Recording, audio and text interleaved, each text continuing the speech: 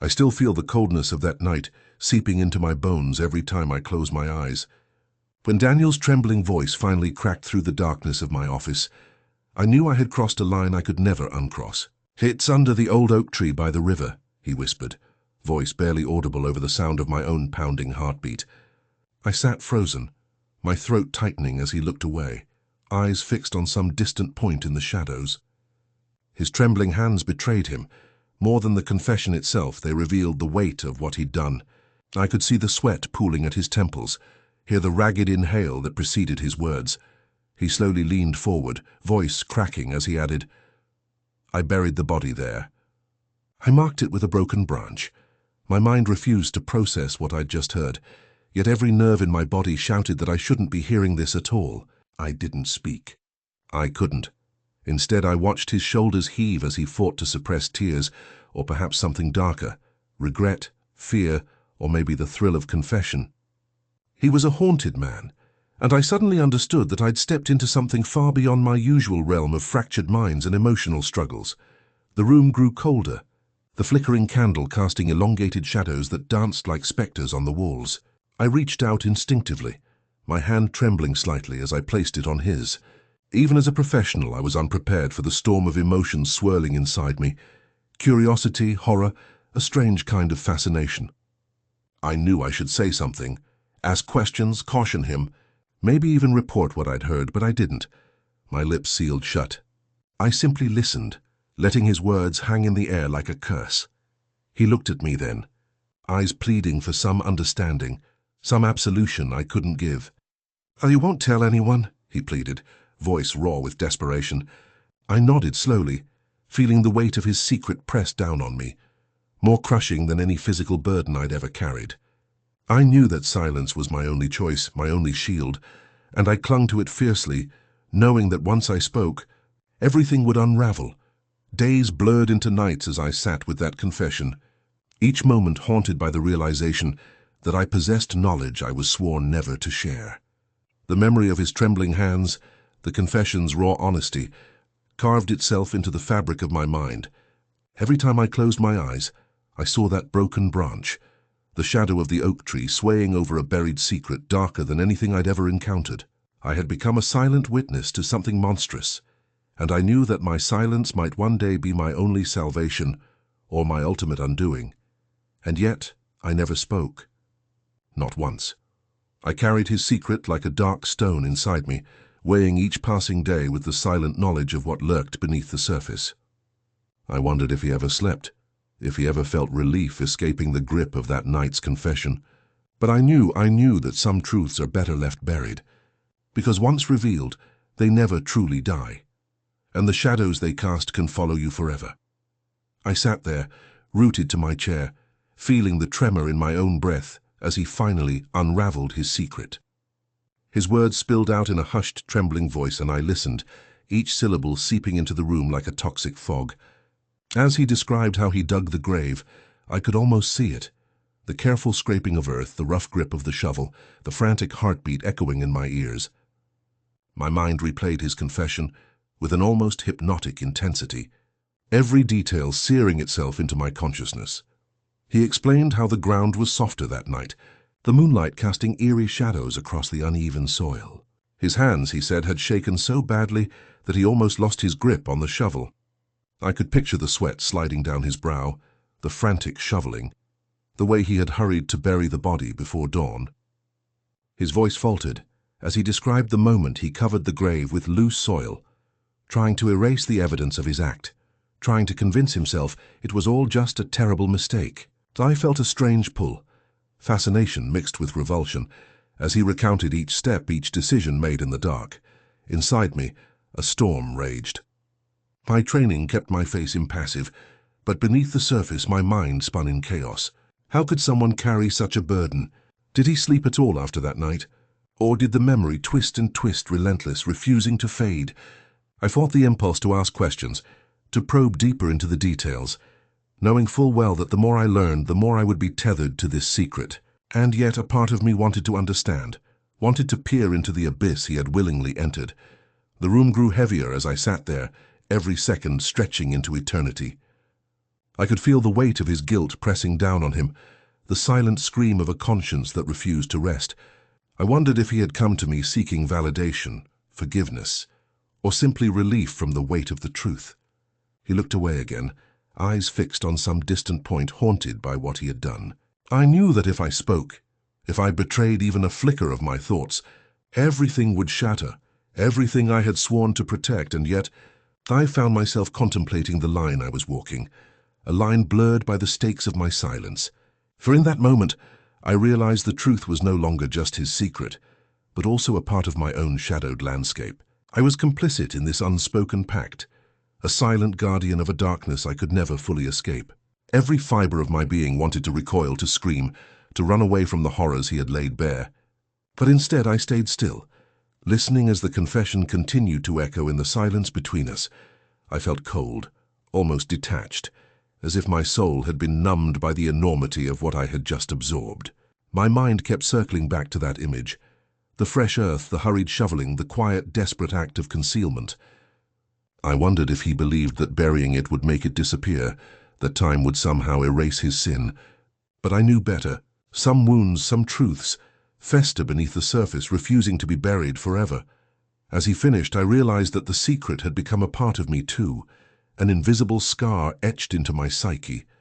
I nodded, not out of agreement, but out of acknowledgement. I had become a vessel for his darkness, a silent keeper of a truth that could shatter my world if ever revealed. I promised myself that I would carry this as I always did, quietly, discreetly, and with the utmost caution. In that moment, I understood that the boundary between the healer and the haunted had blurred, and I was now both. I had glimpsed the abyss, and I knew, deep down, that no matter how much I wanted to turn away, I could never truly forget. The secret was mine now, intertwined with my very being, a weight I would carry silently until the end of my days. I sat in the shadowed silence of my office, my eyes fixed on his trembling figure. His gaze was distant, unfocused, as if he were peering into a void only he could see. The weight of his secret pressed heavily on my chest, an invisible chain anchoring me to a truth I was sworn to keep, but could never truly forget. I could feel the coldness creeping up my spine, the chill of knowing something so horrific that any warmth I had left seemed to evaporate. He murmured softly, almost inaudibly, that he had never spoken a word to anyone about where he buried the body. His voice was raw, cracked by the effort it took to utter those words. I listened intently, every fiber of my being alert to the significance of his confession. A shiver ran through me, not from fear but from the realization that I was now an unwilling custodian of a secret so dark, so destructive, that it threatened to unravel the fabric of my own sanity. The room's silence grew heavier, oppressive almost, as I processed what I had just heard. I watched his lips move, but I heard nothing, only the echo of that confession reverberating in my mind. I wondered how he had managed to carry this burden alone for so long, how the darkness must have gnawed at his soul from within. And yet, he had come to me, trusting me with the most clandestine piece of his existence. That trust felt like a double-edged sword, illuminating the depths of his despair, but also binding me tighter to this shared secret. I looked into his vacant eyes, noting how the light had long since gone out, replaced by a hollow emptiness. It was as if the life had been drained from him by guilt, by the unspoken horror buried beneath the earth. I sensed the silent plea behind that stare, a desperate hope that somehow I might understand, that I might carry this weight with him, though I knew I could never truly do so without fracturing under the burden. My mind raced back to the shovelfuls of earth, the hurried motions that had swallowed his remorse and fear. I imagined the cold earth covering what could never be uncovered, the hollow sound of the shovel hitting soil, the hurried whispers of secrets kept from the world. I felt a flicker of nausea, a visceral reaction to the visceral act of concealment.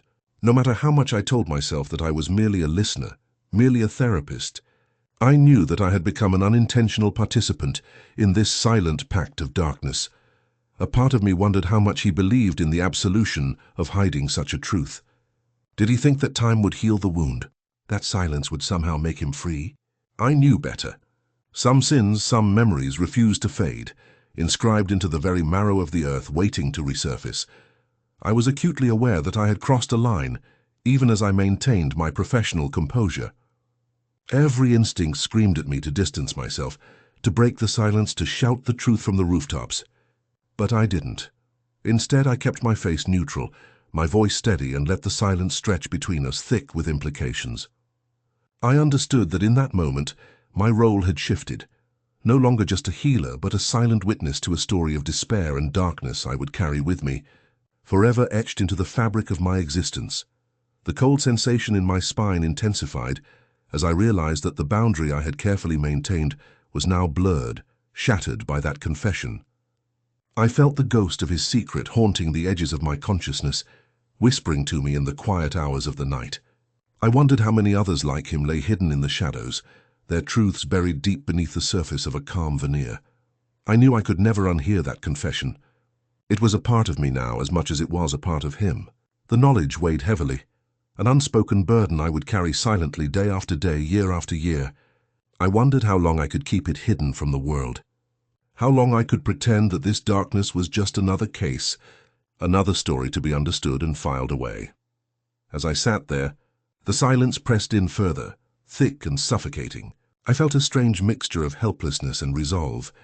I would never betray his trust, no matter how tempting it was to turn away, to speak out, to expose the darkness lurking beneath the surface.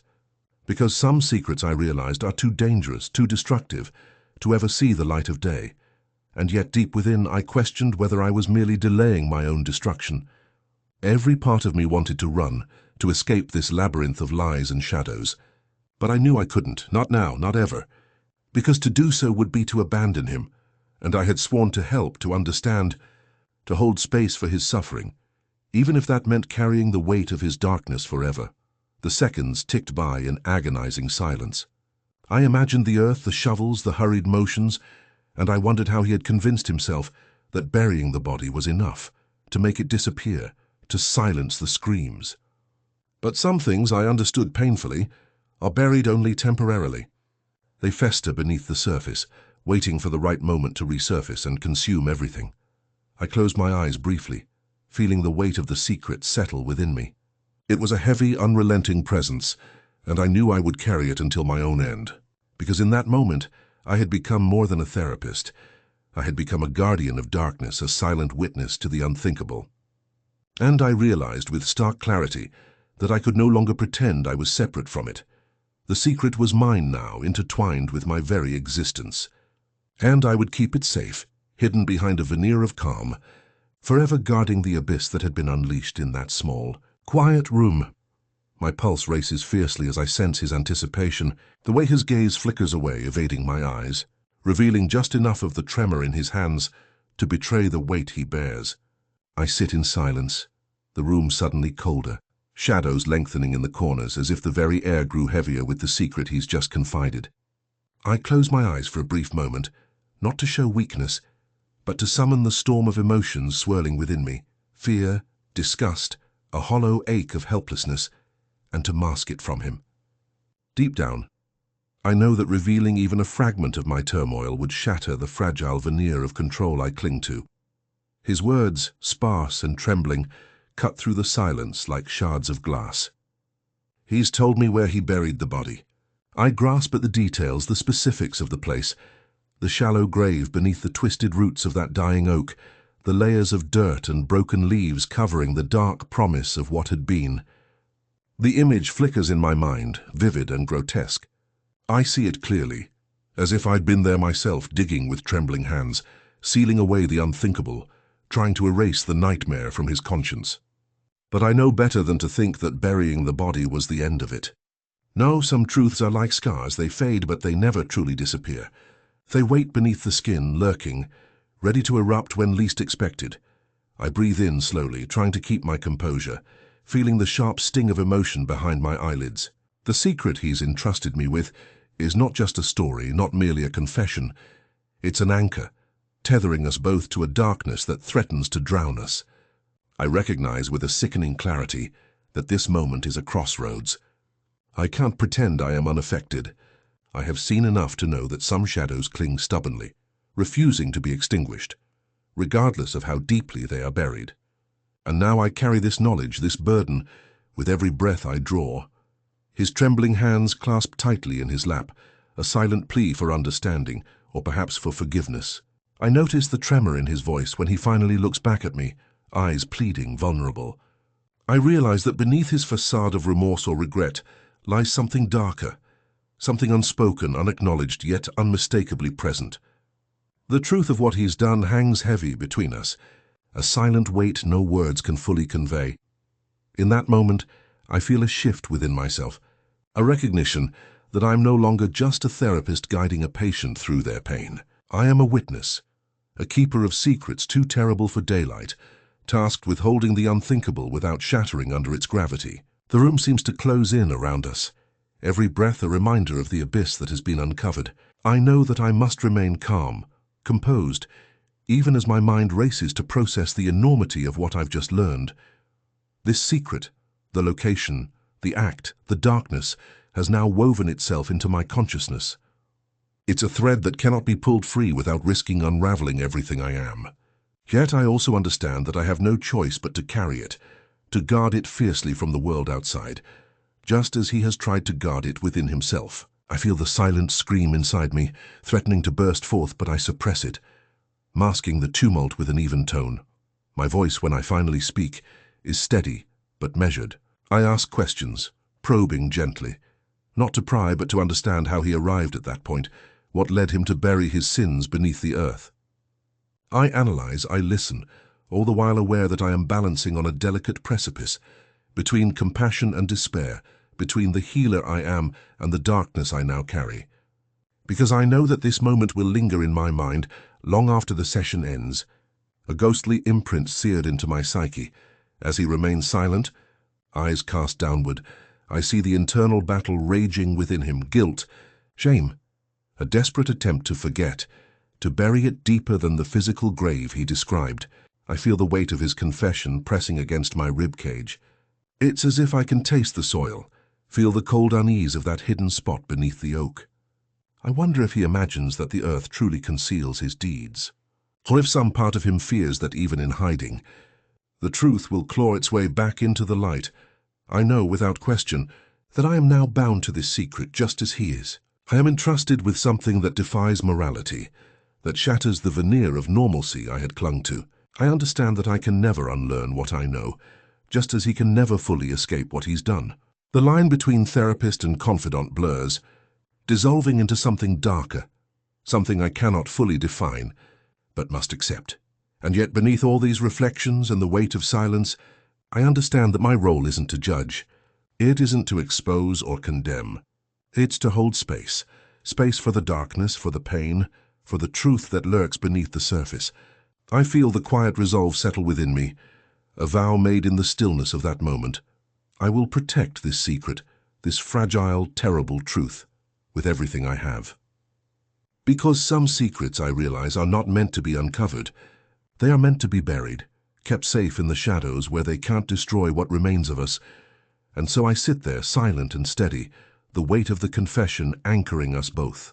I know that this moment will ripple through my mind, long after I leave this room, a ghostly echo reminding me that the darkness is always lurking, just beneath the surface, waiting for the right moment to resurface, and that sometimes the bravest thing we can do is carry the burden quietly, without ever letting the world see the abyss we hold within.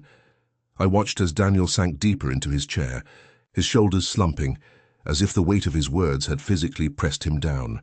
His face was a canvas of exhaustion, a mixture of relief and torment that I knew all too well from my own silent battles. His trembling hands, so familiar now, betrayed the tumult inside him, the tremors that spoke of a confession long buried beneath layers of guilt and fear.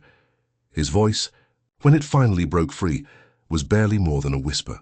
He described with a haunting clarity how he had dug the earth, the shovels biting into the soil with grim determination. Every scrape of metal, every shovelful of dirt seemed etched into my mind as clearly as if I had been there myself. He told me about the moment he decided to do it, an act of liberation or maybe of unavoidable consequence. But the words collided inside me, echoing with the finality of a verdict that could never be reversed. As he spoke, I couldn't help but fixate on the details he revealed, the way the earth had swallowed the body, the way he had covered his tracks with trembling hands that refused to steady. It was as if I could see the scene unfolding behind his eyes, vivid and raw, seared into his memory like a scar. I noted the subtle tremor in his voice, the way he avoided eye contact, and I wondered how much of this confession he had kept hidden for so long, buried beneath layers of shame and denial. The room's quiet was oppressive, thick with the weight of what I was hearing. Every word, every pause seemed to stretch into eternity. I felt the unspoken truth pressing against my chest, heavy and relentless. What he had done was beyond my understanding of morality, yet I knew I couldn't judge him, not here, not now. My role was to bear witness, to hold his secret safe within the confines of this fragile space we shared. I had learned long ago that some truths are too dangerous to be aired openly. They have their own life, their own hunger to surface at the worst possible moments. I kept my face neutral, though inside I was storming with conflicting emotions. Sympathy, fear, an almost primal understanding that this act, as horrifying as it was, reflected the chaotic depths of human despair. I wondered how long he had carried this burden, how many nights he had spent wrestling with it, each time feeling more isolated, more lost. In that silence, I could feel the invisible thread that tethered us together, his story, my silence. I understood that revealing the location of the body had been a final act of surrender, a desperate attempt to rid himself of the weight that threatened to crush him. But I also knew that such a burden was not so easily cast aside. It lingered, a shadow that would follow him forever. I made a conscious effort to steady my breathing, to maintain the composure I knew I needed to project. Beneath my outward calm, a tumult roiled. Questions I dared not voice, fears I dared not show. I wondered what it meant to carry such darkness, to be forever marked by it. I wondered how I could hold this secret without being consumed by it myself. As Daniel looked away, the lines of tension in his face softened just slightly, as if a part of him had momentarily released its grip. I saw the flicker of relief, or was it resignation, pass over his features. Whatever he was feeling, I knew this moment was etched into us both, indelible and unchangeable. It was the kind of truth that would shape the contours of my mind, a ghost haunting the edges of my consciousness long after our session ended. I thought about the nature of secrets, the fragile veneer of civility we cling to, and how sometimes the greatest act of mercy is to keep the darkness locked away, not because it's less real, but because revealing it might shatter what little remains of hope, of innocence. My role, I realized more profoundly than ever, was to be a guardian of that silence, to protect the fragile boundary between what can and cannot be known. In that quiet, I felt the enormity of what I was entrusted with.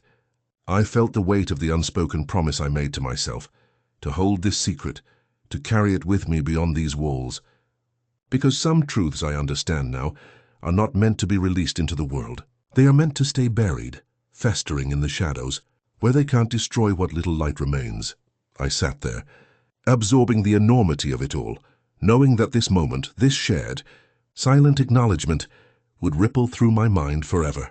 The darkness had been laid bare in my presence, and I was left with the sobering realization that sometimes the only way to survive is to carry the burden quietly, to keep the abyss hidden just beneath the surface, because some secrets are too terrible, too dangerous to ever see the sun. And in keeping mine, I am reminded of the fragile line I walk, a line between salvation and surrender, between truth and silence. I sat there, my mind racing in chaos as he finally looked away, his eyes fixed on some distant point that only he could see. His trembling hands clutched at the fabric of his shirt, as if anchoring himself to the present, to some semblance of control. I could feel the tremor in his voice, a fragile ripple of guilt and fear that threatened to shatter him. The room had grown colder, the shadows lengthening as if mourning the secrets he was about to disclose. I knew I should say something, offer reassurance, a calming word, a question that might gently coax him back from the brink of his confession. But a part of me, the part that had been hardened by years of listening to the darkest truths, urged restraint. Instead, I remained silent, allowing him to speak at his own pace, to unburden himself in the way that felt safest for him. When he finally whispered where he had buried the body, I felt a jolt through my spine, like an electric current igniting every nerve. The revelation was seismic, a rupture in the fragile boundary that separated the known from the unknown, the safe from the lethal. It was as if he had handed me a key to a room I had long suspected existed, but refused to acknowledge. that hidden chamber of unspeakable horror lurking behind the veneer of civility. His words dripped with remorse, with the weight of 1,000 sleepless nights. I could see the tremors in his frame, the way his breath hitched as if fighting against the impulse to reveal more. I wanted to reach out, to grasp his trembling hands and tell him he was not alone, that I would carry this burden with him. But instead I sat there in a suspended silence, knowing that any attempt to comfort might be a betrayal of the trust he had just placed in me. In that quiet space, I felt the formidable truth pressing against my consciousness, that some secrets are not just forbidden, but are toxic, corrosive entities that threaten to consume everything in their path. I understood that my role was not to pry or to judge, but to guard this darkness, to ensure it remained confined beneath the surface, where it could not unravel the fragile threads of hope and humanity that still clung to him. My thoughts spiraled. Should I alert the authorities? Should I warn someone? The questions were relentless, pounding at the gates of my mind, but I knew the answers were complex, tangled in moral knots that refused easy resolution. I observed his trembling figure, the way he avoided my gaze, as if the very act of confession had already stolen a piece of his soul. Was I supposed to save him from himself? Or was I in some twisted way complicit in this terrible secret? As I watched him, I felt a strange paradox, an overwhelming sense of responsibility, mingled with a haunting fear. The knowledge he shared was a weapon as much as a confession, capable of destroying lives if wielded improperly. I knew that revealing anything could unshackle forces better left undisturbed, a chaos that might swallow us whole, and yet I was also painfully aware that silence carried its own peril. That by choosing to keep this secret, I was stepping into a shadowed moral abyss, where the line between right and wrong blurred into indistinguishability. I questioned my own integrity, my capacity to protect or to betray, and wondered whether I was destined to carry this burden alone. Forever teetering on the edge of moral collapse, the air grew thick with the weight of our unspoken understanding. I could see the flicker of anguish flickering behind his eyes, the silent scream of someone who had crossed a line from which there was no return. I wondered if he saw in me a mirror of his own darkness, a confidant who would hold his secret without judgment. No matter how monstrous it was, I felt a strange kinship with him in that moment, a shared acknowledgement that some truths are too terrible to voice aloud, yet impossible to hold inside forever. The silence between us stretched, dense with the enormity of what had been revealed. I knew this conversation would haunt me, that the image of his trembling face and the location of that grave would embed themselves into my subconscious, a dark legacy I could never fully purge. In the end, I understood that my choice was not about justice or mercy, but about survival, my own and his. To intervene might unleash a chaos I wasn't prepared to handle.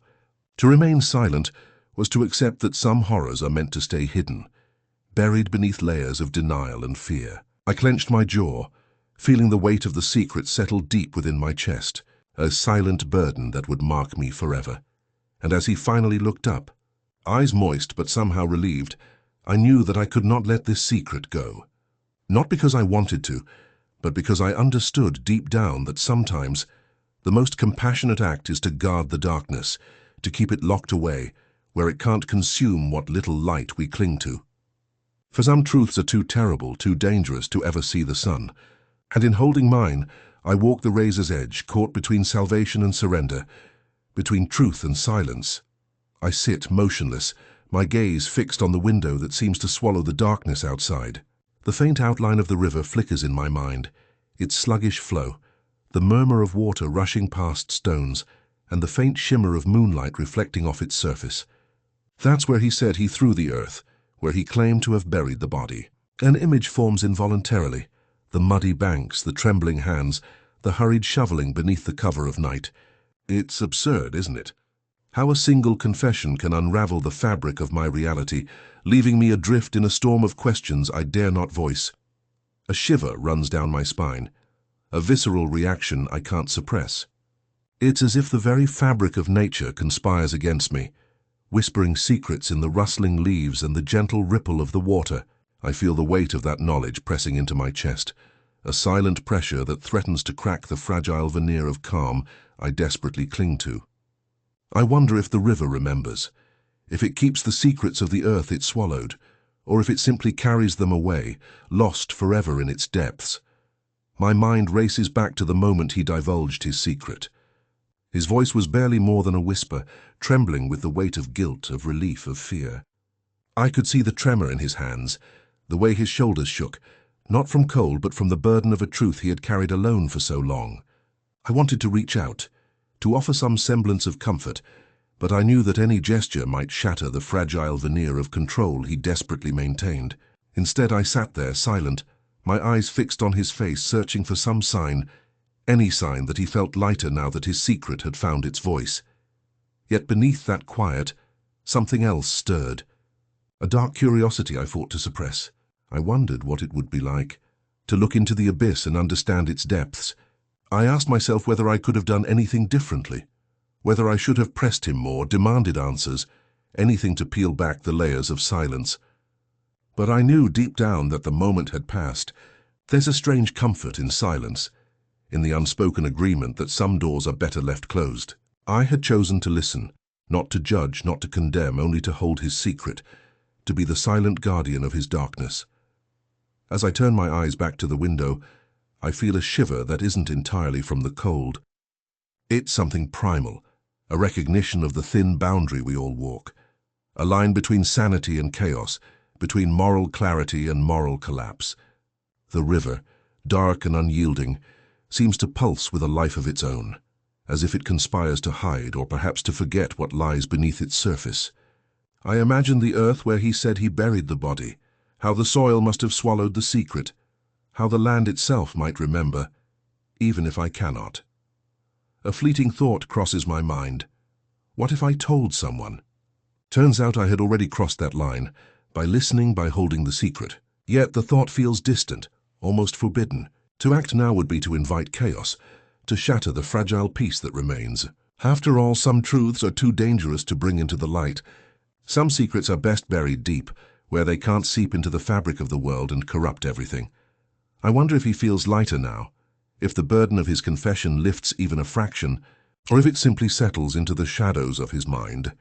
I keep my eyes on the dark water, wondering if it is cleansing or corrupting, whether it buries or reveals. The night presses heavily against my consciousness, wrapping me in its silent embrace, whispering that I am now part of something far darker than I had ever imagined, an unwitting custodian of a secret that could destroy or save, depending on how it's guarded. In that quiet, I sense the weight of my own silence, a choice I made and must now live with. I think about the myriad ways a secret can twist and turn, how it can become a chain or a shield. I feel the tremor in my own hands mirroring his, an echo of the tremor that first broke through my veneer of composure. I realize that my role isn't to judge or to intervene, but simply to bear witness, to carry the burden of knowledge no one else must know. The river's murmur grows louder in my mind, a lullaby and a warning. I wonder if I am fooling myself, believing I hold the darkness at bay by silence alone. Perhaps in truth I am merely delaying what must eventually come. Confrontation, revelation, or perhaps a deeper descent into the shadows that threaten to consume us all. I swallow hard, feeling the virulent pull of this secret, knowing that it will cling to me like a shadow I cannot shake. The night feels heavy, almost suffocating, as if it knows too much, sees too much. I'm caught in the paradox of my kindness, the silent kindness that preserves his peace and mine, yet simultaneously binds us both to something unthinkable. And so, I remain there, staring at the darkness outside, knowing that the river will keep its secrets just as I keep mine. The world continues to turn indifferent, while inside me a tempest brews, part gratitude, part dread. I am the keeper of a terrible truth, walking a razor's edge between salvation and surrender, between the necessity of silence and the chaos of disclosure. All I can do now is breathe, hold my secret tight, and pray that my silence will one day be enough to keep us both safe from the darkness that lurks beneath the surface.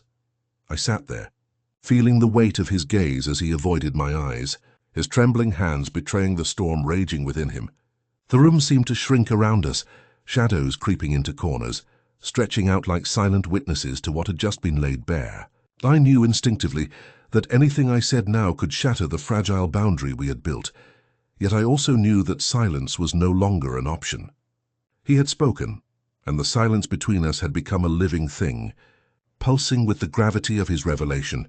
His voice, when he finally broke it, was cracked and uneven, like a fragile mirror shattered into uneven pieces.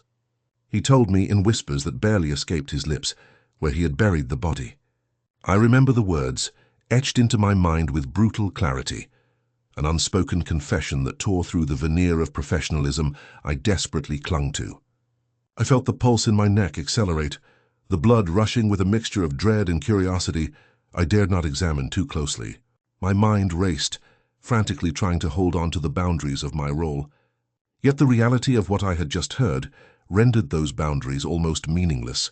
The air grew thick, filled with the scent of unspoken secrets and the faint metallic tang of danger. I watched him, saw the tremors that still shook his frame, and wondered how he could carry such a burden, how he could live with the knowledge of what he'd done, or at least what he'd hidden. I didn't ask him why he told me. I knew better than to press. Instead, I sat in silence, absorbing the enormity of the confession and contemplating the delicate balance I had to maintain. How could I keep this secret? How could I carry this darkness without letting it consume me? The question gnawed at me, relentless and insistent. I felt my own pulse pounding in my ears, echoing his tremor as I grappled with my moral dilemma. My mind darted between the logical and the visceral, trying to find some rational thread in the chaos of my thoughts.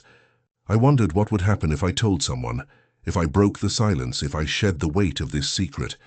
Would it be mercy or betrayal? Justice or madness? These questions spun in my mind, relentless, unanswerable in that moment. The room seemed to hold its breath as if the walls themselves were waiting for my decision.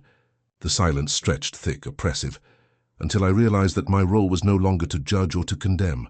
My duty now was to bear witness, to hold this heavy knowledge within me, a secret I was sworn to protect. Yet beneath that resolve, a darker voice whispered, what if this knowledge was a key to something even darker, lurking beneath the surface? What if by silence I was complicit in the unseen horrors that thrived in the shadows of human nature? I looked away briefly, my vision flickering as my mind tried to process what I had just heard. The temptation to dive into the abyss of curiosity was overwhelming, a siren song I desperately wanted to heed. But I knew better. I knew that some truths are too dangerous, some secrets too heavy to carry alone. My professional ethics battled with my morbid fascination, each vying for dominance within me. I closed my eyes for a moment, breathing in the silence, feeling the gnawing discomfort of the unknown.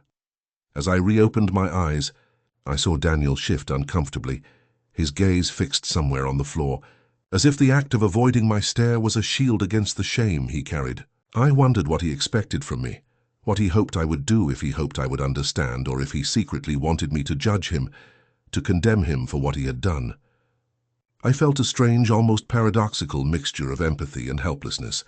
How could I bridge the gap between my professional boundaries and the raw, unfiltered truth laid bare before me? In that moment, I realized that my role had shifted from healer to witness, a silent guardian of a secret that threatened to unravel both our worlds. I knew I could not forget, could not pretend I hadn't heard. The memory of his confession would stay with me, etched into my consciousness, a burden I would carry silently. I wondered if I was strong enough to keep this secret forever, or if someday the weight would become unbearable, forcing me to confront the darkness I had tried so hard to suppress. I sat back, the silence settling around us like a heavy shroud. The ticking of a distant clock sounded unnaturally loud in my ears, each second a reminder of the passage of time and the moment of irrevocable truth. I fought the urge to speak, to ask questions, to demand explanations, because I knew that doing so might shatter what little stability remained. Instead, I focused on my breathing, grounding myself in the present, hoping that the silence would somehow be enough. Deep inside, I understood that this moment marked a boundary I would never cross, yet one I would always carry within me. The secret was no longer just his, it was ours, a shared darkness that tethered us together in an unspoken pact. I wondered how long I could keep it hidden, how long I could pretend that the truth didn't threaten to swallow us whole. But for now I stayed silent, holding on to the fragile illusion of control, knowing that the night was still young, and the shadows of his confession would follow me long after the session ended. A wave of heat suddenly washed over me, flooding my veins with a fiery rush that I couldn't quite contain. I felt it creeping from my core, spreading outward, igniting a storm of thoughts I dared not voice. My mind raced, trying to grasp the enormity of what I'd just heard, an act so far removed from the world I had convinced myself I understood. I clenched my fists, the nails digging into my palms, as if I could somehow pin down the chaos swirling inside me. Despite the sweat forming on my brow, I fought the impulse to speak, to ask how he could carry such a secret, or where exactly he had buried the body.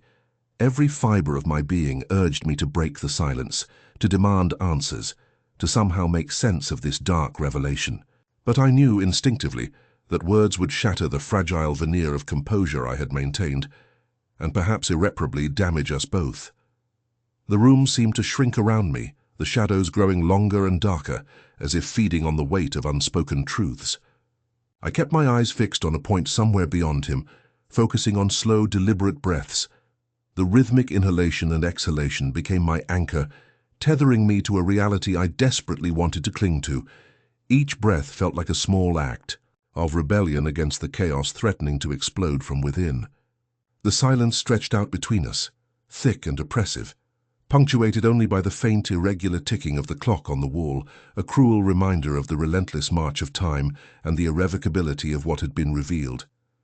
My mind raced, back to moments before, to the tangible sense of trust I had felt when he first sat in my office, vulnerable but guarded. Now that trust seemed to teeter on the edge of an abyss, blurred by the weight of his confession. I wondered whether I should confront him, demand explanations, or simply keep my silence and bear the burden alongside him. The latter seemed impossible, yet I knew it was the only choice I had at this moment. A strange numbness began creeping into my limbs, as if my body was trying to detach itself from the reality I was forced to face. The image of the place he described, the hidden spot where he had buried the body, an act so final and irreversible, lingered in my mind like a horrifying ghost. I imagined the earth cold and silent, covering the dark secret beneath layers of soil and decay. Did he sleep at night? Did he feel the weight of it pressing down on his soul? Or had he somehow learned to live with it, to compartmentalize his guilt and move forward? The question haunted me, though I dared not voice it. Instead, I pressed my lips together, feeling the taut strain of my jaw. I wanted to reach out, to touch his hand, to somehow offer comfort or solidarity, but the words caught in my throat. The unspoken agreement we had, an unbreakable pact of silence, kept me rooted in place. That pact was a fragile thread, holding us together amid the chaos, yet I sensed it could snap at any moment under the weight of the truth. My thoughts spiraled into a dark labyrinth, each turn revealing new fears. Was I complicit by silence? Was I now part of this secret, forever bound to it? The moral lines blurred in my mind, and I questioned whether I had any right to judge or to retreat. The line between healer and witness had dissolved, replaced by an unyielding burden I could neither ignore nor erase. A sudden shiver ran down my spine, not from the cold, but from an instinctual dread. I knew that holding on to this secret would change me, mark me, no matter how much I tried to deny it. Somewhere deep inside, I understood that silence was no longer a refuge, but a cage. Yet for now I remained still, holding my breath, preserving the illusion of control. I told myself that tomorrow would come, that the day after would bring clarity, or perhaps more darkness. But tonight, I chose the silence as my shield, knowing that the shadows of his confession would haunt my every waking moment. And as I sat there, trembling not from weakness, but from the profound weight of complicity, I realized that I had crossed a threshold I could never return from. The secret was no longer just his.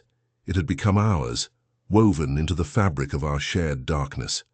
I wondered how long I could carry it, how long I could pretend that the truth was not a beast lurking just beneath the surface, waiting to pounce. The room was silent, yet I heard the distant echo of that confession reverberating through my mind like a curse. I clenched my fists tighter, fighting the urge to scream, to break free from the invisible chains that now bound me. But I knew, with an unshakable certainty, that I would hold this secret no matter the cost. For now silence was my weapon, my only defense against the chaos I had glimpsed tonight. I sat silently as he looked away, his trembling hands betraying the weight of his confession. The room grew colder, or maybe it was just my perception sharpening. Every breath feeling heavier with the unspoken truth now hanging between us like a spectre. Daniel's voice wavered as he finally admitted where he had buried the body, an admission that shattered the boundary I thought separated healer from haunted. In that moment, I realized I was no longer just a psychologist. I was an unwilling witness to a darkness I had only glimpsed in nightmares or on the fringes of my nightmares. His words felt like a punch to my chest, yet I couldn't move, couldn't speak. My mind spun, trying to process what I'd just heard, but a strange calm settled over me, almost as if I had been preparing for this revelation all my life. I knew with terrifying clarity that my response would determine the next chapter of this nightmare. It was as if I stood at the edge of an abyss, peering into the abyss, and feeling the pull of something ancient and primal. I observed his trembling, the sweat beads forming on his brow, the way his eyes darted elsewhere as if wishing to vanish from the scene altogether. His words, laced with remorse, guilt, and relief, echoed in my mind. I could see the relief in his face, as if confessing had lifted a burden he had carried for so long, a burden I now shared in some twisted, silent way.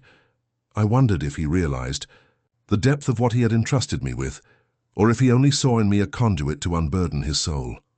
For several long seconds I held my silence, feeling the weight of that secret settle into my bones. 1,000 questions raced through my head. Why? How?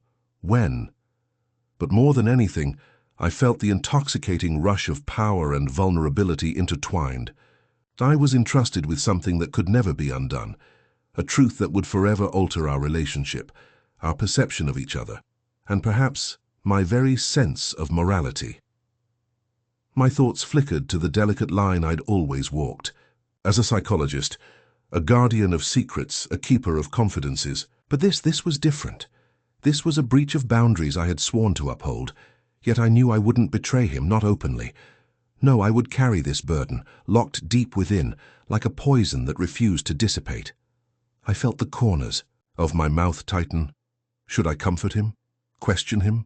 Or simply remain silent as I was now, a silent witness to a confession that defined the boundary between darkness and light? As the silence stretched into eternity, I realized that the act of listening, really listening, had transformed into something darker, more complex. I felt the weight of his guilt morphing into my own, an unspoken pact sealed in the shadows of that room. I wondered if he sensed that I was no longer just his healer, but also a witness to something far more sinister. Would he see me as a confidant or as an accomplice in his silence? In the quiet that followed, my mind churned with possibilities. Was he planning his next move? Did he regret speaking, or did he feel a strange relief now that the truth had escaped his lips?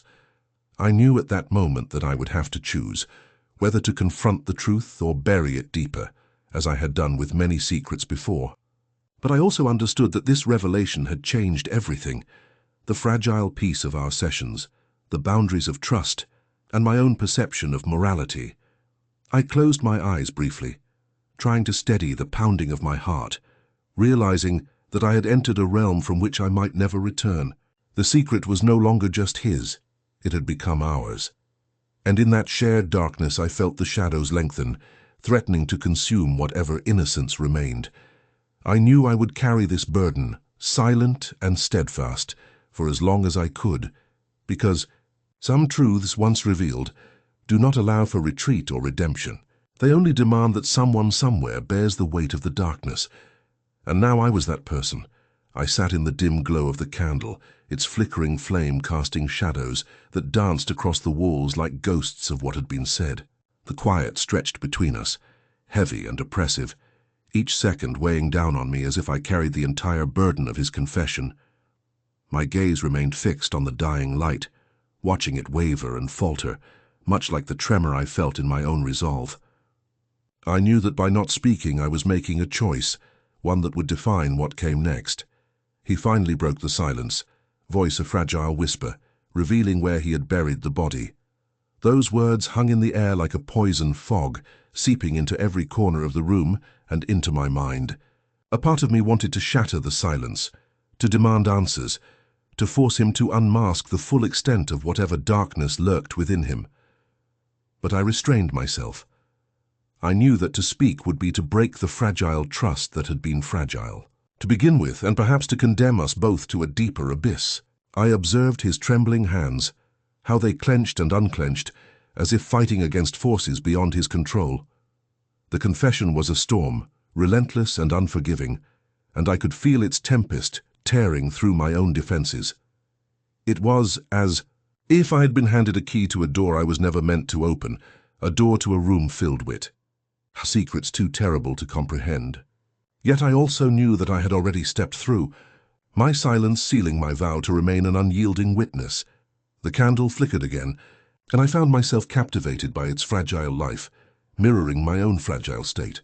I wondered how much of this I could hold, how long I could carry the weight of a secret so dark, so suffocating. The room grew colder, the air thick with the unspoken, and I felt the boundaries of morality blur. Was I a healer or accomplice in this silent complicity? I questioned whether the silence was a shield or a prison, a barrier to confronting the truth or an escape from it. My mind raced with images, him digging the grave, the sound of dirt hitting the casket, the coldness of the earth swallowing what was once alive. I tried to push the images away, but they clung like shadows, insidious and persistent.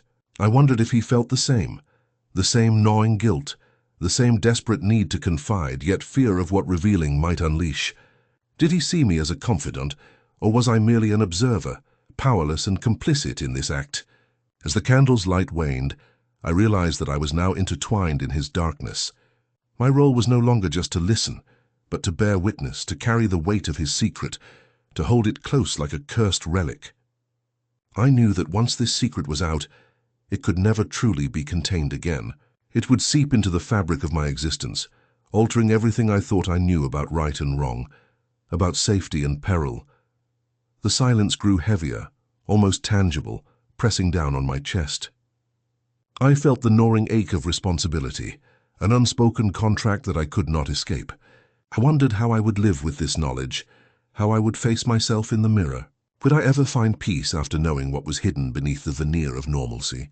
Or was I doomed to carry this darkness, a secret that would gnaw at my soul for the rest of my days? In that moment, I understood that some secrets demand silence, not out of mercy, but out of a deeper, more sinister understanding. Sometimes speaking would be a betrayal, and sometimes silence is the most brutal form of justice. I knew I could not undo this revelation, nor could I unlearn what I now knew. It was etched into my consciousness like a scar, a reminder that beneath the surface of civility lies a chaos that no law can contain, and no conscience can absolve. And so, I remained silent, my eyes fixed on the feeble flame, knowing that the true darkness was not just in what he had told me, but in what I chose not to reveal. I felt the weight of that decision settle into my bones, a burden I would carry silently, fiercely until the end. Because some truths, once unearthed, do not allow for redemption. They only demand that someone somewhere bears the weight of the darkness. And now I was that person. A cold rush seeped into my veins, each beat echoing a silent question. Am I becoming part of this darkness? As he looked away, the shadows cast across his face seemed to swallow the room, drawing me into a vortex of moral ambiguity I never anticipated facing in my practice. His trembling hands betrayed his trembling soul, and I felt the weight of his confession settle heavily on my shoulders, an unspoken burden I was now compelled to bear. I clenched my fists, trying to find some anchor in the storm of my thoughts. The words he had spoken, the location of the burial, resonated in the hollow spaces of my mind, carving out a hollow echo that refused to fade. I knew that what he had entrusted me with was more than a secret. It was a fissure in my moral foundation, a crack that threatened to fracture the very essence of my identity as a healer. Did I sit there as a confidant, or had I unwittingly crossed a threshold I could never return from? Every fiber of my being screamed at me to speak, to confront, to expose, to do something, yet my voice remained chained. I felt like a puppet, suspended in a liminal space where silence was both a shield and a shackle. I could feel the guilt creeping in, twisting into a noose tightening around my conscience. My mind darted through a labyrinth of justifications. Perhaps I reasoned, revealing this secret would serve no purpose. Maybe the weight of it was mine alone to carry, a burden I was destined to shoulder quietly. Yet beneath that cold reasoning lurked a darker thought. What if this silence made me complicit? What if, by withholding the truth, I was quietly endorsing the darkness, tacitly endorsing the act itself? The line between protector and participant blurred, and I found myself questioning whether the moral boundaries I had once believed in still held any meaning. I imagined the consequences of speaking, of breaking the silence. Would my voice become a weapon, shattering lives and destroying whatever semblance of normalcy remained? Or would it be a necessary rupture, an act of conscience that demanded justice regardless of the chaos it unleashed? I wrestled with these questions, feeling the pendulum swing wildly between moral responsibility and self-preservation. The room grew colder still, the air thickening with my unspoken fears. I sensed that each passing second deepened the abyss between what I knew and what I dared to reveal. My eyes darted to the window, seeking some distant sign or justification, something to justify my continued silence.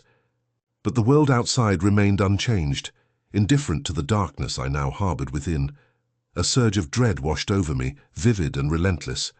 I wondered if this secret was slowly transforming me, chipping away at my integrity.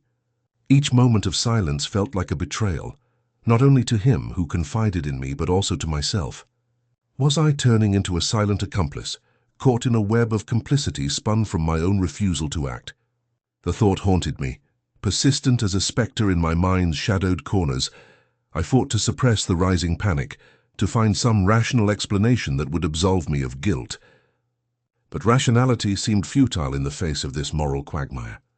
The truth was, I stood at a crossroads, staring into a chasm that threatened to swallow everything I believed in. My hands clenched involuntarily, trembling as I grappled with the silent scream inside me. Should I speak, or should I continue to carry this burden alone? Every instinct urged me to break free, to voice the truth, to act. Yet every fiber of my being knew that the moment I uttered a word, I would forever alter the course of my life. The secret was a silent poison, coursing through my veins, turning my thoughts into a tangled web of doubt and fear. I knew that I could not undo what was spoken, nor could I unhear what I now knew.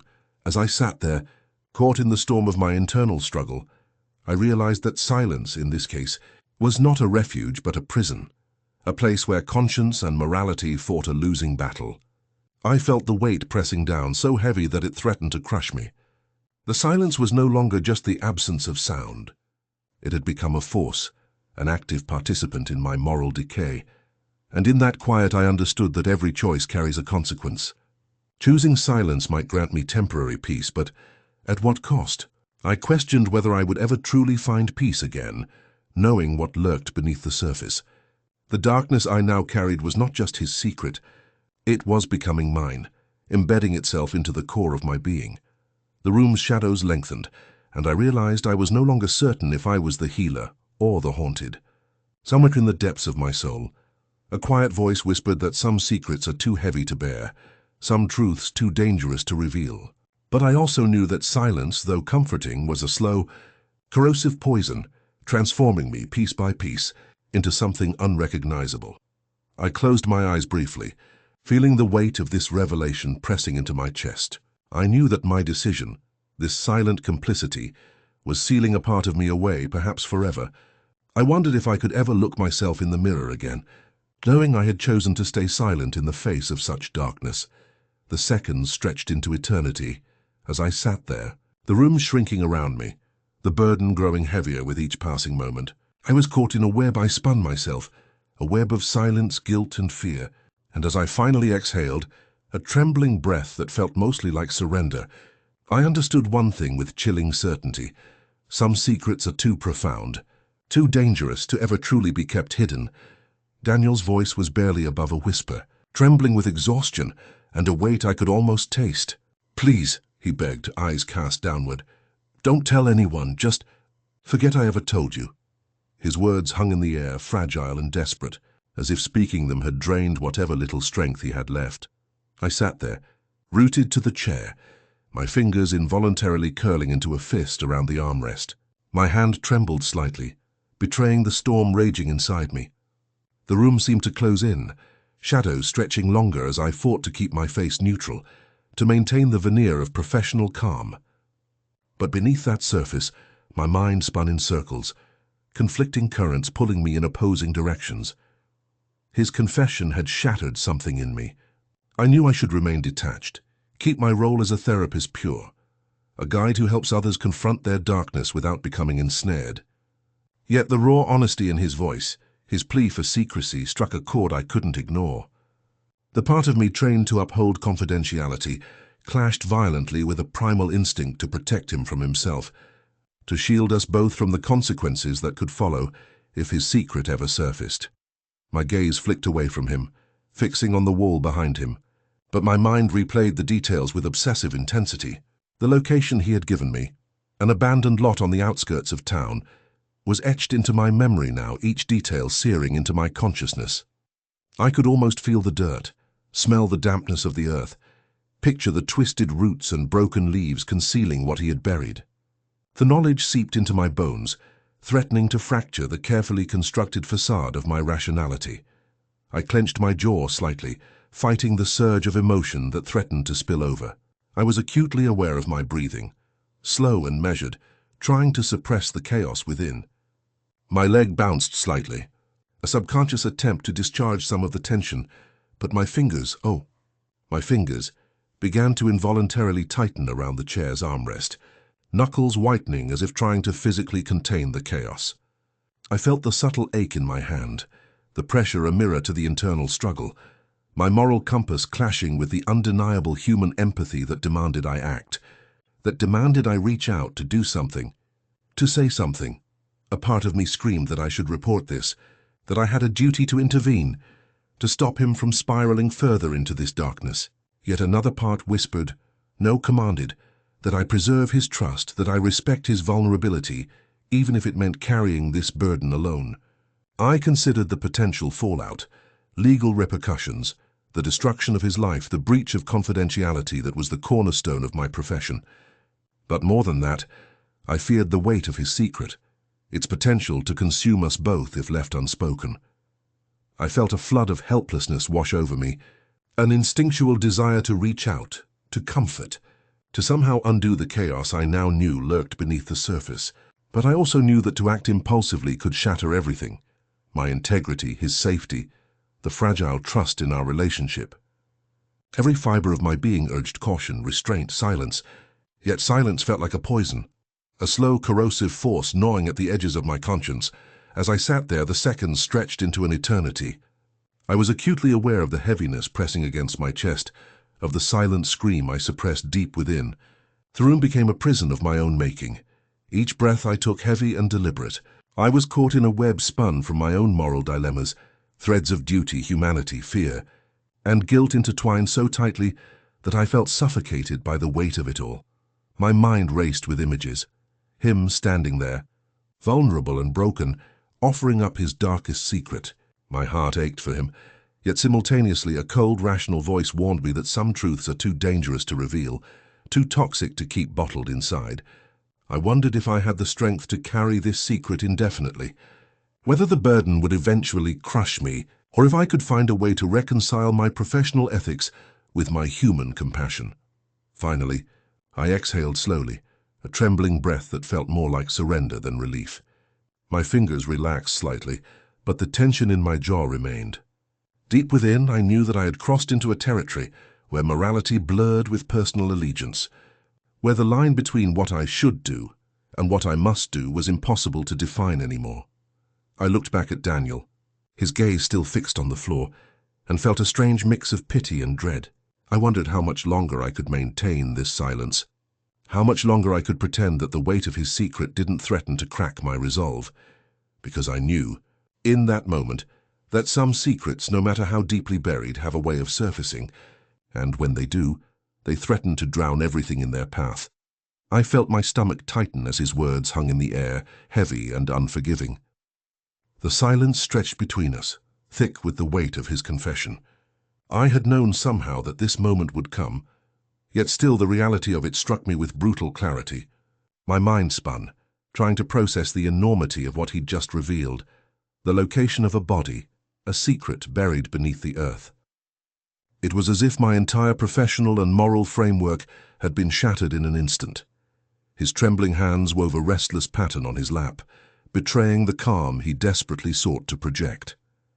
I kept my gaze fixed on him, though my thoughts darted wildly in every direction.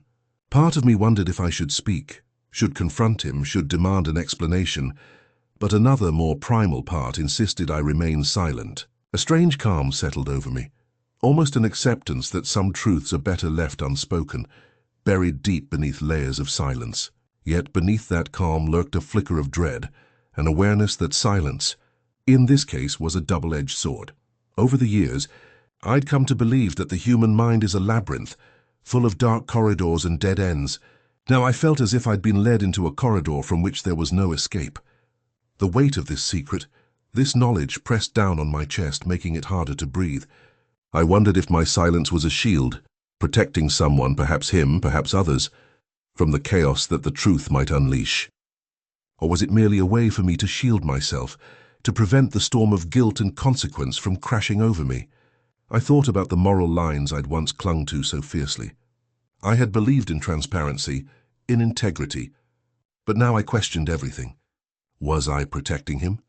Or am I feeding my own shadow, that dark part of me that whispers justifications for every compromise? Sometimes I felt as if I was caught between two worlds, one where honesty was sacred, and another where survival depended on silence. And in that space I was losing my grip. The room's quiet pressed down harder, amplifying the faint sound of my own heartbeat, a relentless reminder of my internal conflict. I could see his shoulders rise and fall with each trembling breath, and I wondered if he felt the same torment I did. Did he sense the storm within me? Did he understand that I was weighing his secret against my own moral compass, knowing that whatever choice I made, I would be forever changed? Memories flickered like fragmented images, moments when I had sworn to uphold the truth regardless of consequence. Those promises now seemed distant, almost naive. I questioned whether I was protecting him or merely delaying my own descent into darkness. Because I knew that silence, no matter how carefully maintained, has a way of transforming into something else, something more sinister, more consuming. As I sat there, the seconds felt like hours. My mind was a whirlwind of questions, each more urgent than the last. Was I doing the right thing? Could I live with the knowledge I now carried? Or would this secret eventually surface, tearing apart everything I had worked so hard to build? The irony was bitter. I, a healer tasked with restoring wholeness, was now guarding a fracture so deep it threatened to fracture me. I looked at him again, his eyes averted, already lost in his own torment. It struck me then, perhaps the greatest danger was not in the secret itself, but in the silence I maintained. Silence that might give him cover, but also imprisoned me within my own moral maze. I felt the walls closing in, the darkness creeping in around the edges. In that moment I understood that my decision to stay silent was not purely protective. It was a trap, a way to avoid the chaos that would follow if the truth escaped. Yet I also knew that secrets, no matter how carefully concealed, have a way of surfacing when least expected. And when they do, the consequences are often far worse than the truth itself. So I sat, rooted in my chair, feeling the constriction of the silence tighten around me. My mind was a battleground of hope and despair, certainty and doubt. I had chosen to hide, to shelter the secret, but I wondered if that was truly protection, or merely prolonging the inevitable. I wondered if I was safeguarding others, or simply drowning in my own shadows. The room remained still, but inside, a storm was brewing, a tempest of guilt, fear, and unanswered questions. I knew that the decision I made in this moment would ripple outward, touching everything I held dear, reshaping my sense of morality, my sense of self. And as I looked into his downward gaze, I realized that some secrets, no matter how deeply buried, have a way of clawing their way back to the surface, sometimes when you least expect it, sometimes with devastating force. I watched him rise, each movement deliberate, as if shedding a burden he'd carried for a lifetime. The silence between us stretched so taut, I could hear the faint flutter of my own breath. My mind raced, trying to grasp the enormity of what he had just shared. The words hung in the air, heavy and suffocating, a truth so dark that it seemed to bleed into the very walls of my office. His shoulders hunched forward as he took a step back, and I felt an inexplicable emptiness swell inside me, like the void that opens when the last piece of a broken puzzle is finally revealed.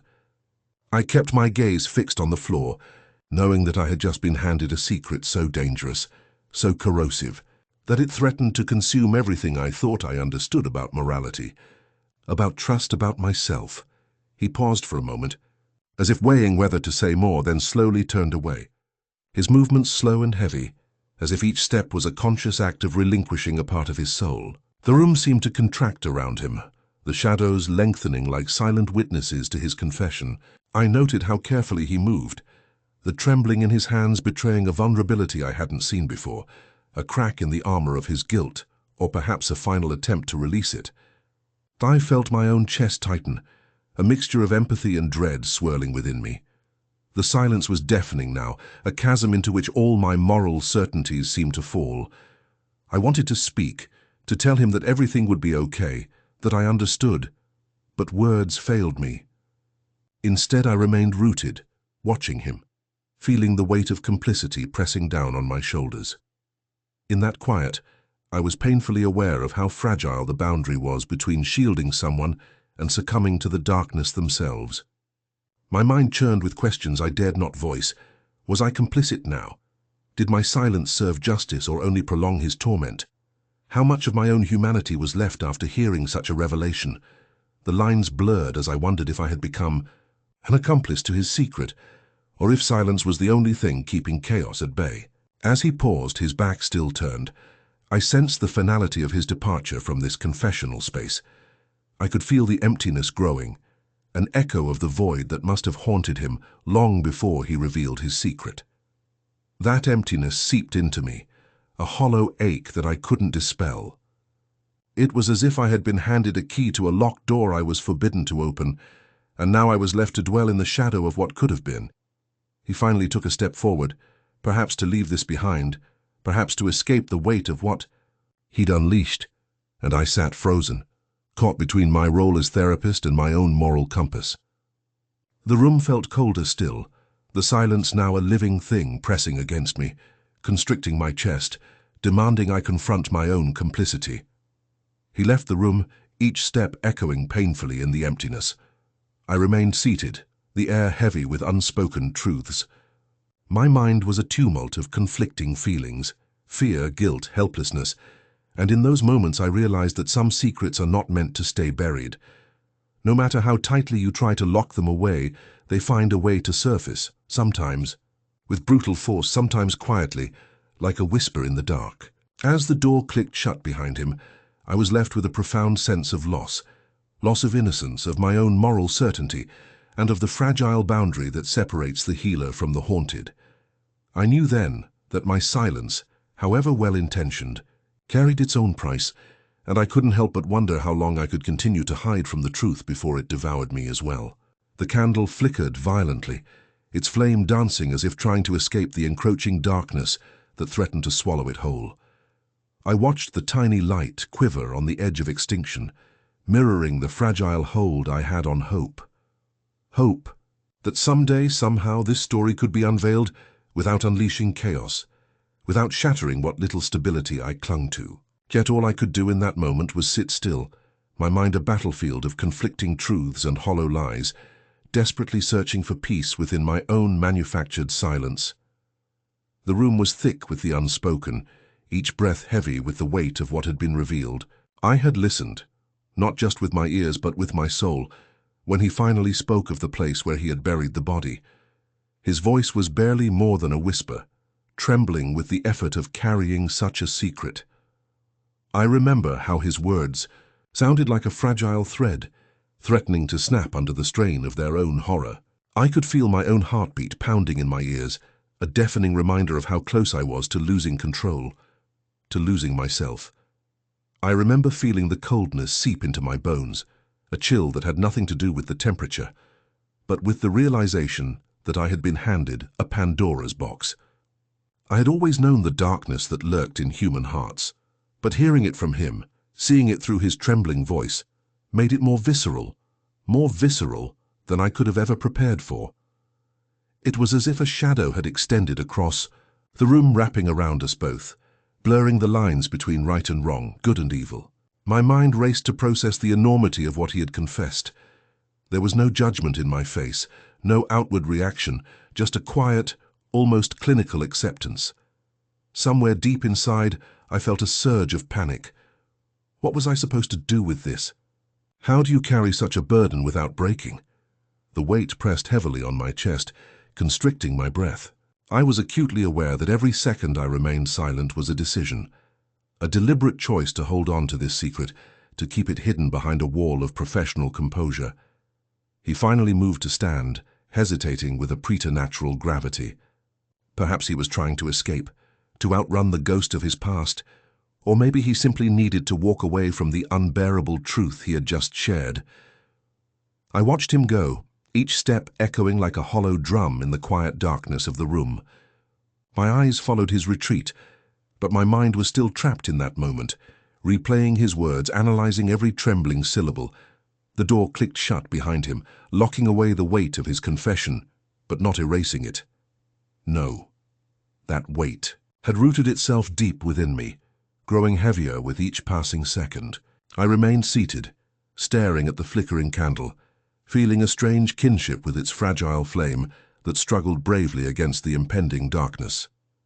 In that silence, I was painfully aware of my own complicity, not just in holding his secret, but in suppressing my own moral compass, in turning a blind eye to the horrors lurking beneath the surface of what humans are capable of. My thoughts spiraled into chaos, a maelstrom of guilt, fear, and helplessness. I questioned myself, how much of what I was feeling was genuine, and how much was a defense mechanism, a way to shield myself from the brutal truth I now carried. That truth, like a parasite, burrowed deeper, feeding on my doubts and insecurities. I wondered how long I could sustain this deception, the quiet, relentless lie I told myself that I was merely a conduit, an observer. Because deep down, I knew that some things can't be contained forever. Some secrets threaten to unravel the fabric of our existence, tearing holes in our sense of morality until all that remains is a scattered mosaic of broken pieces. And as the candle's flame finally faltered and went out, I was left in darkness, not just the physical kind, but an emotional void that threatened to consume me entirely. I grappled with the realization that my silence, though born out of a desire to protect, might be the very thing that destroys me. If I ever dared to speak, to unearth the truth that I had so carefully buried, the consequences would be devastating, perhaps irreparable. I sat there, the cold air brushing against my skin, feeling the emptiness grow inside me. My mind darted from one thought to another. What if I told someone? Could I bear to carry this secret alone? Would revealing it help or harm? I looked at the remnants of the candle, its wick barely visible now, a metaphor for my fading hope that this story might remain hidden forever. In the end, I realized that I was living on borrowed time. The more I suppressed, the more the darkness threatened to seep into every corner of my life. Every day I continued to pretend, to maintain this facade of normalcy, was a day I was inching closer to the point of no return. The truth, I knew, was a relentless tide, inevitable and unstoppable, and I dreaded the moment I would have to face it again, knowing that some secrets, once unearthed, carry a weight that nothing can truly lighten. As the candle lingered on, its last flicker, I understood that I was not just a witness to his darkness, but an unwilling participant in a silent, desperate struggle, one that could consume us both if I ever dared to speak. I stepped closer to the empty space where he once pointed, where I know beneath the earth the weight of his secret rests in silence. My eyes linger on the spot, and I feel a sudden, sharp ache in my chest, an ache that I've learned to suppress, yet it claws at me relentlessly. The memory of his trembling voice, the tremor in his hands when he revealed where he'd buried the body, floods my mind again, and I am struck by a paradox of emotion, a mixture of dread, compassion, and an unshakable sense of obligation. How easily I could have spoken then, how tempting it was to break the silence, to demand answers, to pull the truth from him. But I knew the cost. I felt it deep in my bones. If I dared to utter a word, I would unravel everything. The delicate fabric of my life, carefully woven with silence and concealment, would tear apart with a single sound. I could see the night I first entered the room, the way the shadows danced on the walls, mocking my choice to stay silent. Those shadows seemed to stretch further now, swallowing the memory, threatening to consume what little peace I still cling to. My mind races through all the moments I've had since that confession, each a reminder that some truths are better left buried. The weight of that knowledge becomes heavier every day, pressing down on my shoulders, threatening to crush me beneath its enormity. I imagine the repercussions: discovery, punishment, betrayal, and shudder at the thought. Yet more than anything, I feel the silent scream inside me that begs to be heard, the instinct to scream out that I know, that I am complicit, that I am haunted by what I choose to ignore.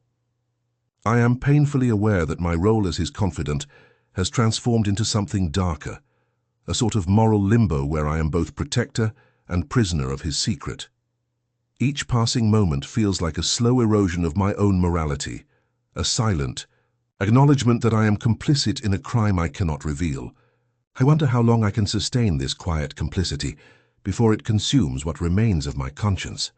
There are nights I lie awake, wrestling with guilt and fear, my mind echoing the unspoken question, how much longer can I keep this secret buried? Looking back, I realize that my silence is a refuge, yet also a prison. I have built walls around myself, walls of denial, of self-preservation, knowing full well that they are fragile and that one day they might shatter. When I stand here now, gazing at the empty ground, I feel the full weight of that truth pressing against my chest. It's as if I carry a burden no one should bear alone. Yet I am painfully aware that divulging this secret would not only destroy me but potentially others as well. I am caught in a torturous limbo, where my mind often drifts to the what-ifs. What if I had spoken? What if I had refused to stay silent? What if I had taken a different path? But I know these questions are futile. The past is buried deep beneath the earth, just as the secret is buried in my soul. Still, I can't shake the feeling that one day the truth will claw its way to the surface, regardless of my silence. When that happens, I fear nothing will remain of the person I am now. As I turn away from the void, I feel a cold wind brush past me, whispering the unspoken truths I refuse to acknowledge. I tighten my grip on my own resolve, knowing that the longer I hold on to this secret, the more it teeters on the edge of destruction. I am painfully aware that my silence might be the only thing keeping the world from unraveling, even as it slowly unravels me from within. I clutch at the fragments of my composure, knowing that I must continue pretending, continue hiding the truth that will someday threaten to burst forth like a volcano. For now I choose to carry this burden alone, silently praying that the weight of the secret will not crush me entirely. But deep down I understand that the silence is only temporary. Inevitably, the walls of concealment will crumble, and the darkness I've tried so desperately to suppress will emerge. Unbidden and unstoppable, I sit in the dark, the shadows clinging tightly to the corners of the room, and I feel the weight of what I know pressing down on my chest. The silence around me isn't empty. It's thick with the unspoken, a dense fog that seems to seep into my bones. I can't escape the thought that I am carrying something far heavier than any burden I've ever known, something that gnaws at the edges of my sanity. I've kept this secret for so long that it's become a part of me, entangling itself deep within my mind, whispering cruelly in the quiet hours when my defenses are down. My eyes are fixed on the empty space before me, yet my mind is racing through every detail I was told, every word, every silence, every trembling pause. I remember the way his voice trembled when he finally broke, how his eyes avoided mine as he admitted where he buried the body. I remember feeling the air shift, the subtle shiver that ran down my spine, not from cold but from the revelation. It was as if a curse had been spoken aloud, a confession that shattered the fragile peace I had tried to maintain. In that moment, I realized I had crossed a threshold. I had become the keeper of a terrible truth, a secret so profound it threatened to undo me from the inside out. The words echoed in my mind, a relentless loop that refused to fade. He buried it there, beneath the old oak tree. I vividly recall the trembling of his hands, how they shook as he struggled to keep his voice steady. I felt the weight of his shame, his guilt, the unspoken plea for forgiveness that I knew I could never grant. I had sat there silent, listening, knowing that any response from me could shatter what little semblance of normalcy remained. I had chosen to remain mute, to carry this terrible secret as if silence could somehow serve as a shield. But silence, I now understand, is a fragile illusion. It offers no real protection. It only masks the storm raging within. As I sit here alone in this suffocating darkness, I wonder if I will ever find peace again. Will the night come when I finally surrender to sleep, free from the burden of what I know? Or will I spend every restless night haunted by the ghost of that confession, knowing that my silence is a double-edged sword? I ponder whether I am merely a vessel for this secret, a silent witness to something I was never meant to see. The image of the buried body haunts my thoughts, how it's buried beneath earth, yet it feels as if it's buried within me, festering and corrupting everything I thought I knew about myself. I question the boundaries of morality, the limits of my own humanity, and wonder if my refusal to speak has made me complicit in the darkness. Sometimes I catch myself imagining what would happen if I told someone, if I broke the silence. The chaos that would ensue, the unraveling of lives, the shattering of trust. The thought terrifies me because I know I cannot undo what has been done, nor can I rewind to a time when this secret was just a whisper in the back of my mind. Now it's an unquenchable fire within, threatening to consume me entirely. I recognize that the longer I suppress this truth, the more fragile my resolve becomes. I can feel the cracks forming, tiny fissures that threaten to fracture my composure completely. Sometimes I wonder if I am more afraid of what revealing might do, or of what keeping silent is doing to me. Perhaps it's both. Perhaps I am slowly dissolving piece by piece into the shadows I've tried so hard to hide in. In this darkness, I question whether I am truly a protector of the secret, or merely a prisoner of it. Does silence serve as my shield, or is it the chain that binds me tighter with each passing day? I clutch at my own thoughts, desperately searching for a way out, a reason to breathe beyond the suffocating weight of the truth. Yet deep within, I sense that the true upheaval is inevitable. No matter how much I wish to keep this buried, I know that one day the earth will tremble, and the truth will surface, an unstoppable force that no amount of silence can contain. When that day comes, I fear I will no longer recognize myself, and perhaps I will realize that some secrets are too heavy to bear alone. As I sit in this silence, I feel a strange calm, an acceptance that the darkness within me is only temporary. I know instinctively that the night eventually gives way to dawn and with it an end to the torment.